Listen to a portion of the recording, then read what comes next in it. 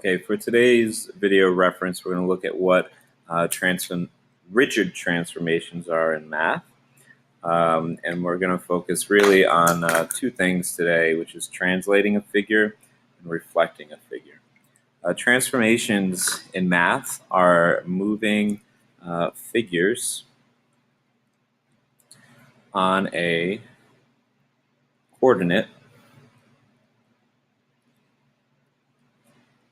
grid.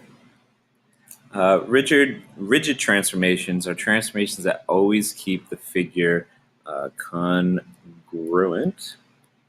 We've talked about that word many times this year already. So right here, that congruent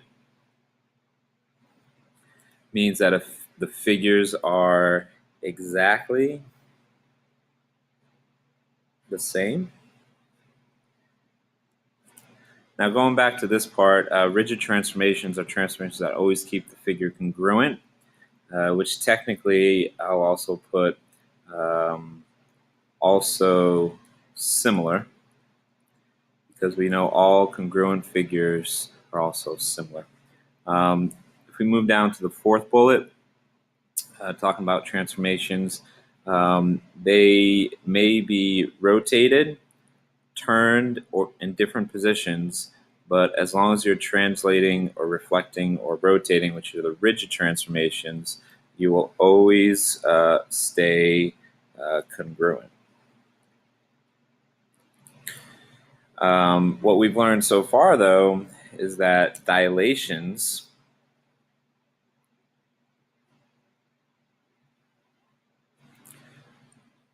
are not rigid transformations, because unless it's a scale factor of 1, the new figure or the image will be not congruent now, but now will be similar.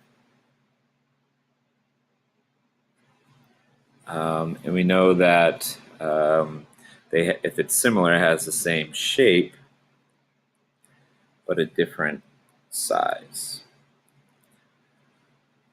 Okay, the three rigid transformations that we'll be learning next, I kind of mentioned a little earlier in the video, is we're going to learn how to translate,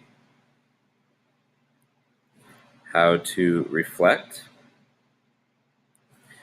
and the more difficult one to do on a graph is rotate.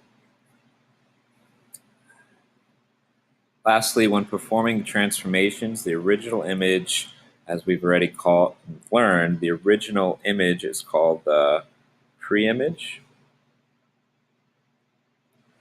and the new image is the image, and is shown using prime notation.